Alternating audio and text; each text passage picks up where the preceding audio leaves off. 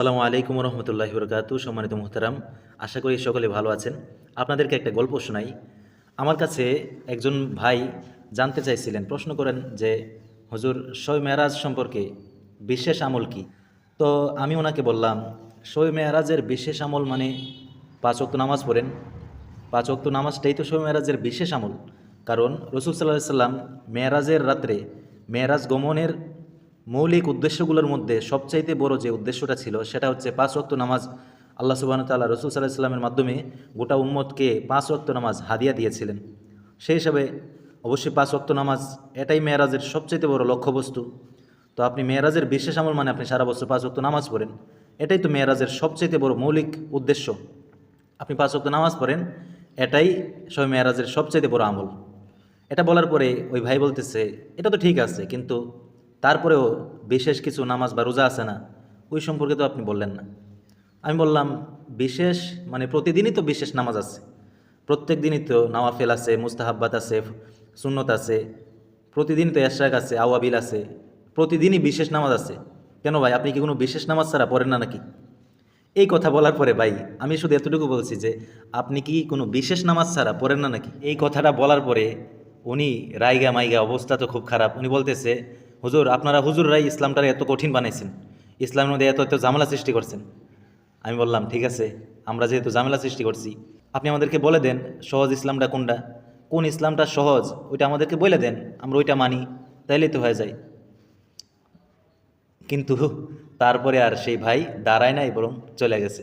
তো সম্মানিত মুহতারাম হাজিরিন, আমার এই ঘটনা বলা উদ্দেশ্য না, আমার বলা উদ্দেশ্য হচ্ছে শবে মেয়ারাজের বিশেষ আমল যদি আপনি খোঁজেন, তাইলে শবে মেয়ারাজের বিশেষ আমল 5 ওয়াক্ত নামাজ প্রতিদিন পড়া।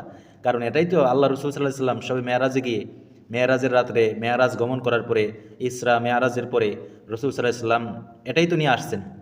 আর শবে মেয়ারাজ সম্পর্কে আকিদা, শবে মেয়ারাজ সম্পর্কে আকিদা আমাদের আহলুস সুন্নাত ওয়াল জামাতের ইমামদের আকিদা হচ্ছে, ইসরা যেটা রয়েছে অর্থাৎ মসজিদুল হারাম থেকে মসজিদুল আকসা পর্যন্ত যেই লম্বা জার্নি, সেটার উপর ইমান আনা সকল মুসলমানদের উপর ফরজ। সেটাকে যদি কেউ অস্বীকার করে, নিঃসন্দেহে সে কাফের হয়ে যাবে।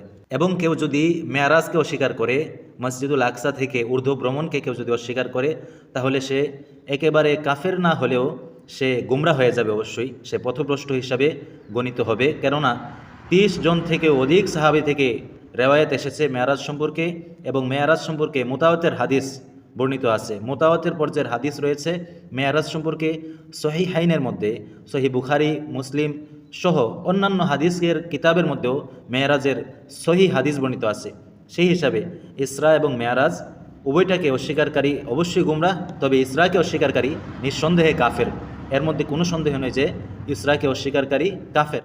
কেননা ইসরা আয়াত দ্বারা প্রমাণিত। আল্লাহ সুবহানাহু ওয়া তাআলা বলেন, সুবহানাল্লাযী আসরা বিআবদিহি লাইলাম মিনাল মাসজিদিল হারাম ইলাল মাসজিদিল আকসা। এই আয়াতে আল্লাহ সুবহানাহু ওয়া তাআলা নবী আলাইহিস সালাতু ওয়াস সালামের মসজিদুল হারাম থেকে মসজিদুল আকসায়ের যে দীর্ঘ ভ্রমণ ছিল সেটার কথা উল্লেখ করেছেন। এজন্য কোনো ব্যক্তি যদি ইসরাকে অস্বীকার করে, সে নিঃসন্দেহে কাফের হয়ে যাবে। এবং মুতাওয়াতের হাদিসের মধ্যে স্পষ্টই বর্ণিত আছে মেয়ারাজ সম্পর্কে। সেই হিসাবে অনেক মুহাদ্দিসিনগণ ইসরা এবং মেয়ারাজকে দুইটাকে একই বলেছেন। ইসরা মানে মেয়ারাজ, মেয়ারাজ মানে ইসরা, এরকম বিভিন্ন কথাবার্তা রয়েছে। সেই হিসাবে আমরা ইসরা বা মেয়ারাজ উভয়টার উপর ঈমান আনা আমাদের জন্য ওয়াজিব। আল্লাহ সুবহানাহু ওয়া তাআলা আমাদেরকে সে তৌফিক দান করুক, এবং তার পাশাপাশি শরীয়তের প্রত্যেকটা বিষয়কে স্ব স্থানে রাখাই শ্রেয়।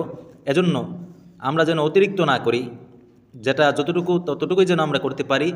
আমরা এর মধ্যে যেন কোনো কুসংস্কার না ঢুকাই, কোনো মিথ্যাচার না করি, কোনো দলিল প্রমাণ ভিত্তিহীন কোনো বিষয় যেন এটাকে উদ্দেশ্য করে আমরা চালিয়ে না দেই। আল্লাহ সুবহানাহু ওয়া তাআলা আমাদেরকে সে তৌফিক দান করুক। সকলে বলে আমিন।